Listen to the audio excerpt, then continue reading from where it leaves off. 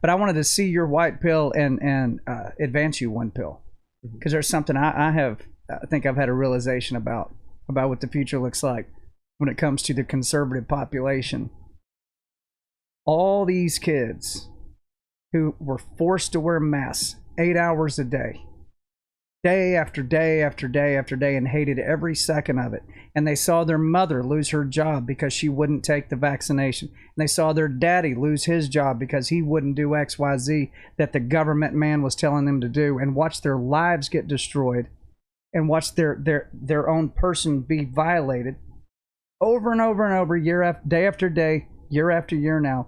I believe that they grow up, and when they become of voting age, they remember what that was, and they go, they're not doing that to my kids. I'm not voting for anybody that I ever think would have a shred of a chance of ever pressing down on us that hard again. I will never vote for them. Yep. It doesn't matter how liberal they might be or whatever. They go, yeah, I'm not voting for that, because this has been a horrific experience. I mean, when I got 2 little boys, you see them little boys putting masks on their faces, see it going in and out and in and out. You go to a basketball game and they're making kids wear masks running up and down a basketball court. Child abuse is what that is, and that jacks with their brains. I told my boys, you're not wearing a mask to school anymore. All the school said we had to. I said, I'm going to send the school a letter. So you look up online and you go, is a mask considered is it considered an experimental medical device? Yes, it is. Per the FDA, a mask is considered an experimental medical device when it comes to stopping the contraction of a virus. It is on their website. Go look it up. Okay, let's extrapolate on that. Then do you have the permission, do you have the authority to coerce me into using an experimental medical device? No, you don't. Not if I don't give you permission to. Well, then I don't give you permission to. Well, you have to do it anyway, or we're going to punish you. Oh, you know what that's in violation of? Nuremberg Code? I think it is. Go read the exact language on that. You are not allowed to force people to do something against their will, anything medically. And if they don't do it, punish them for it. And so I sent a little letter and spelled all that out and put the links on there and highlighted what it said right off the government websites. And guess what I got 5 minutes later? An opt-out form. Oh, interesting. An opt-out form. They didn't want to have that fight. Well, they don't want to have any of these fights. Here's the issue I see. I think there's a rudimentary view on masks. I think masks work. It's simple. If you're going to cough or spit on somebody, the mask will stop you from doing it. But then there's questions about forcing everybody, even people who aren't sick, to be wearing one. You know, we used to see all the time people in Asian countries, if you get a cold, they put a mask on just so that they don't cough or spit on somebody. That's simple. I mean, that's basic logic. But then they come in and they say 5-year-olds who may or may not be sick, we don't care, just they have to do it. And then there's serious questions about, okay, well, what are you doing to the development of their mind if they can't see mouths move, if they can't see human expression while they're communicating at one of the most formative years of their lives when these kids aren't even sick? Or not only that, but they're substantially less likely to get sick. I can certainly understand if a parent wants to make a choice for their kids. That should be on the parents, not the government. And this is why I just say the simple solution really is getting your kids out of these schools, getting them in pods. But it sounds like you found a solution, which was an opt-out form that they... Well, so I think it goes back to the point that these people are generally bullies. Whether it's talking about masking your kid up or it's talking about grooming them in a schoolroom or whatever, they are not willing to go the full distance of what that fight actually looks like if we've got the backbone to take it there. They don't want to go that far. They don't want to go in a courtroom and have a let's go back to the school that's being taught in the schools. Hold up the book in front of a jury, read the state and federal statutes as to what it says about exposing kids to obscene material, then show the jury the pictures, read the jury the book, and ask the jury, are they guilty of violating these statutes? They're going to go, of course. Okay, judge, what's the penalty for violating the statute? You're in big trouble. Why isn't it happening, though? Because people are too afraid to stand up. Again, and that is the problem with getting too black-pilled about this stuff. Your average person goes around thinking, I know that what they're forcing on me is nonsense, but I can't make a difference. But like you said, and like you were able to show in the situation with your kids in the school, if you stand up to these people, it's not always going to work out for you 100% of the time, but you're never going to know unless you try. And the problem is nobody's trying. Yeah, it sounds like the evidence that you accrued, that you sent to them, would be valuable to put public so that other people could grab the evidence and send it to I have a high school diploma. Okay, I'm a self-taught. I read myself. I can think on my own. And I look at this and I go, that's got to be illegal to do that. Surely that's illegal. Well, let's just look. And here you go. And you can find volumes of information as to, yes, your gut instinct was correct. Your common sense proves to be true again. Here's all the ways that that's illegal, and here's all the case law to back it up, and here's what happens when somebody breaks that. And you present that to the other side, they do not want to have that fight out in the open. I really appreciate what you just said a moment ago. Like, I have a high school diploma. There are so many people who are so overeducated, and then they can't even think to do the simplest possible thing when it comes to protecting their own children. Right. Yeah, it's an indoctrination camp. That's a big part of why public schooling and the college industry, they want you to sit down, wait till you're called on. I mean, Tim dropped out. You got out of high school, basically, and then what was you went to college? You went to an art college. I did, yeah, I know. Can you believe it? What were you? Did you do college, Lydia? No, I didn't. You were like homeschooled too for a long time, right? Yeah, so I actually started to take classes that were the equivalent of prereqs for nursing because I really liked biology and that kind of thing. So there was no indoctrination there. They're just like, here's what's up. This is what's really happening. I was and wildly indoctrinated. Yeah, and I had to break that mold every day. Yeah. Like, I'm just ready to say yes and follow the leader, but it's not what I want. So that's why I have to fight against it. It's funny because I went to Catholic school from kindergarten until the end of 5th grade, and I wouldn't even call any of that indoctrinating. Like, they didn't even do a good job teaching me about Christianity. No, of course not. It was Catholic school. Yeah, they don't really. They teach you how to learn, which is sit, raise your hand, don't speak unless you're called on. Which, first of all, is like, are you kidding? That's a stomps on creativity. You need to let kids express themselves and be their best self. Mm-hmm. And there's other ways, wait, and you can only go out. You can't leave the classroom unless you're allowed to go for it. Maybe that's the part of the drift, right? So even in a Catholic school, we see them now. Many of these churches putting up BLM flags, and these banners and stuff. So when I'm a kid, we had religion class. You would take out your religion book at 9 a.m. or whatever, and they wouldn't really actually teach us about the complex ideas around spirituality, faith, and the universe. It was kind of just like, read the paragraph. I'll be reading my book, and we learn nothing. I'll be collecting my salary at the end of the week. Imagine if Catholic schools were as interested in teaching the students about Catholicism as public schools are at teaching kids to become transgender. Right. I say this to people as a Catholic, as someone who has a deep love for Jesus Christ and the Blessed Virgin and my faith. You can't assume that a Catholic school is going to be good for your kid. In most instances, it won't be. I'm a big advocate of homeschooling, probably because I've never done it. Being facetious, I'm sure it's easy for someone who doesn't have kids, but also I'm a huge advocate of homeschooling. I think these institutions are terrible. There are some really good institutions you can still find, but for the most part, you can't say, oh well, it's a Catholic school, therefore they're going to teach my kids good things. Absolutely not. So I grew up in Chicago with a fairly liberal family, but my mom still wanted to homeschool me and my siblings.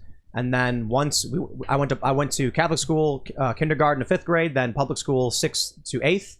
Spent a couple months freshman year of high school, and my parents pulled me out saying it was bad. Went back to homeschooling. We did a correspondence thing where my dad would come in, every day, and then this is where my parents were getting divorced, but my dad would come in, like, what did you read about? What did you learn? Ask me questions. Let's talk about it. Me and my brother sped through the entirety of high school because we could go as fast as we wanted. And I look at the school system as just corrupt for a lot of reasons, outside of what they're doing now with the creepy conversations with these children. And they're like, we have to talk about our relationships and our significant others. And I'm like, to 5-year-olds? That sounds really weird, But it's also just really bad. They don't do a good job of actually teaching kids. Mm-hmm. If I believe that every human has potential. That if you take a kid from anywhere and you give them access to knowledge and you teach them and you show them, here's how you hammer a nail, here's how you build a bicycle. They're going to learn that. Mm-hmm. I still remember the cheat code from Teenage Mutant Ninja Turtles 2 on Nintendo. B-A, up, down, B-A, left, right, B-A, start. Why do I remember that? Because that game was awesome. I'm 36. I played that game for like a few months of my life, and I'll never forget the code for level select in that game. It's crazy. I got 007373593 is the password to get to Mike Tyson and Mike Tyson's Punch Out. Yeah. Now what if as kids, instead of learning that stuff, we were taught something like language, for instance. Multiple languages, how about? What happens when you go to a school and you got a kid who's ready to learn and absorb information and they just waste their time? They talk about nonsense and politics. These kids are going to grow up without critical thinking skills. And not just waste their time, but groom them. Yeah. Well, and then on top of that, let's say we had public schools which functioned effectively and were really teaching kids the things they needed to be taught. The idea that you're going to sit a kid in a desk for 6 hours a day and end up having any kind of productive outcome from that is insane. Yeah, they make the smart kids wait. Like I used to stare at the clock and just wait to be done because I was like, what are you doing? I want to talk about grooming a little bit because it doesn't have to be, firstly, I don't think it has to be sexual. You can groom someone to be a psychopath, to do other bad things. And it doesn't have to be non-parents. I think parents can groom their kids to do evil things if they're bad people. Yeah. Here's the fascinating thing is there's this big, the big push now from the left is they're saying parents are grooming kids into heterosexuality by talking about like marriage and things like that. And I was like, okay, let me just make this clear. The Parental Rights and Education Bill prevents a teacher from talking to a 5-year-old about traditional marriage. I mean, the bill does that. And then you can't encourage the kid to keep it a secret. So no, that's a ridiculous argument. It's not happening. The reality is, people are just like, hey, I don't want you talking to my kids about adult content, adult issues. Also, it's not for you to decide. One thing that we just have to be able to acknowledge is if you think that's even remotely true, your brain just doesn't work properly. Telling a child that they can someday grow up and get married and have a family is absolutely not equivalent to trying to encourage them to engage in sexually depraved behaviors when they're older or render themselves infertile with experimental hormones. But I'm not even going that far. I'm taking their position on this, where it's like a guy says, my kids might ask me, my students might ask me about having a boyfriend.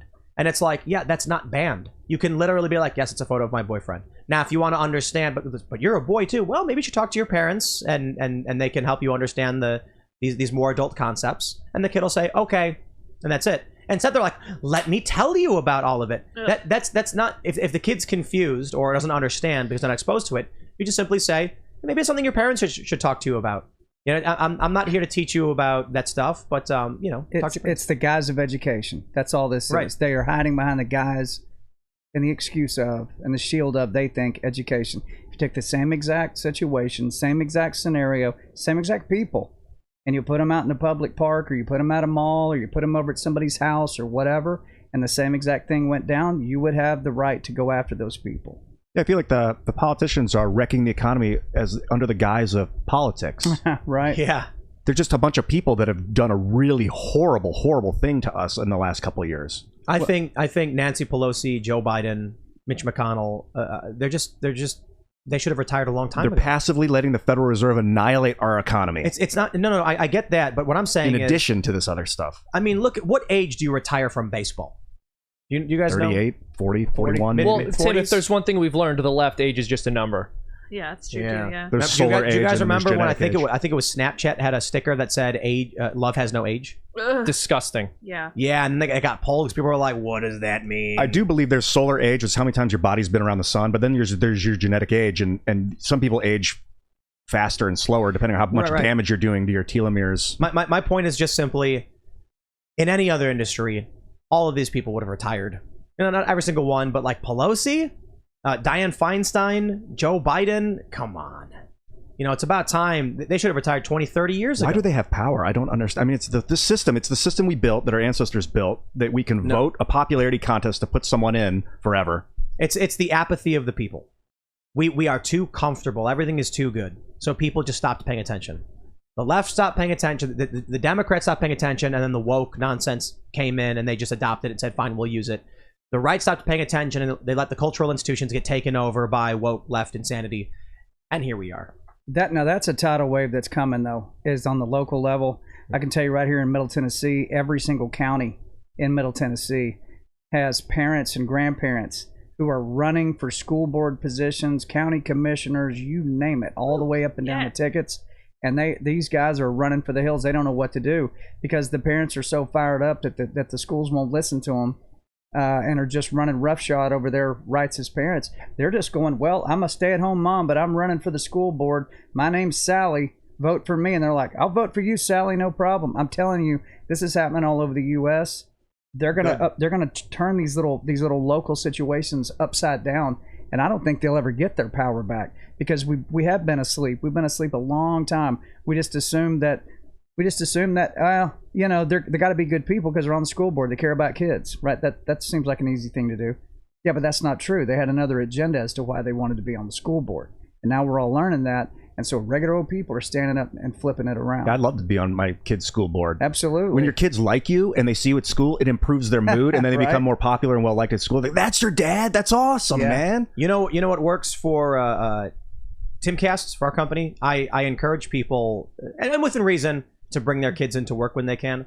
I want their kids to see what work looks like. I want them to interact with adults.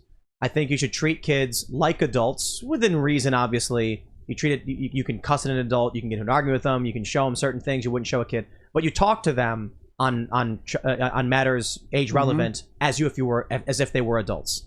Mm-hmm. So if they say, "Hey, what is this?" If Ian said, how do I fix the mic? I'll be like, okay, take the XLR, plug it. That's the cable right there. I wouldn't say to the kid, okay, this is a microphone. A microphone. No, you just talk to them like normal so they can learn. I like it when the kids can come in. First of all, it's fun. We've got skee ball, we've got a skate park, and I want them to be like, this is exciting. I want kids to look up to success and say, if I work hard and I believe in myself, I can accomplish cool stuff too. I can be respected. I can have fun.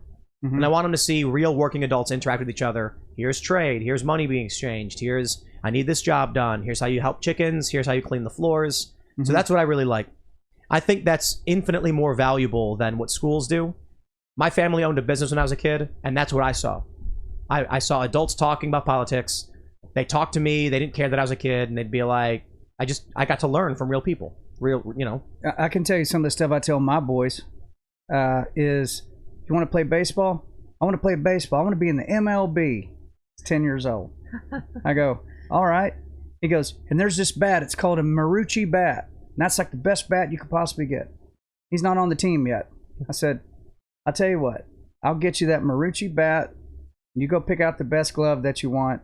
And that's it. I can't get you on the team, and I cannot hit a home run for you, and I cannot catch a fly ball for you. You got to go out in the backyard and take 100 swings a day on that thing off that tee. You got to get on the team. I can't. If you don't make the team, that'll be terrible. I'd hate it for you, but that's how this goes. So here's the best bat. Here's the best glove. Go make the team. Yeah, my dad did that too. He got me the Martin Dreadnought. He gave when I was like wanting to learn guitars. Like, if you're going to learn a trade, get the best tool you can for it, and that you learn it with that. Yep, but it's on you to go do it. And there's no lying. You're not going to walk up to the coach and be like, I'm the best player you've ever seen. And he'll be like, you're on the team then. No, he's going to be like, prove it. Yeah. And you can only prove it by doing it. Yeah, when the kid strikes out at the game, you go, well, how many swings did you take on the tee this week in the backyard? None. You was on your iPad the whole time, right? Yes. What sucks, striking out in front of all your friends, doesn't it? Yeah. I go, well, if you don't want to feel like that again, maybe I'll go out there and swing it. But that's on you. I don't care if you're in MLB or not. I just want you to be good at whatever you do. Yeah. You want to be good at baseball, go swing baseball bats. And so he goes, okay. And so you're right about kids. People underestimate kids like they don't understand it. Yep. They understand better than most adults because their mind's not cluttered up with all this nonsense that we all have. It's very clear to them what you're saying. You should treat them with respect when you talk to them. Thanks for checking out this segment from the Timcast IRL podcast. If you want to watch live, you can check out this channel Monday through Friday at 8 p.m. Now, don't forget to smash that like button, subscribe to this channel, and if you want more unfiltered and uncensored content with all of these guests, go to timcast.com and become a member. All of these guests you know and love in exclusive segments on our website where we are unrestricted in what we talk about, so you'll definitely not want to miss it. Thanks for hanging out. We'll see you all next time.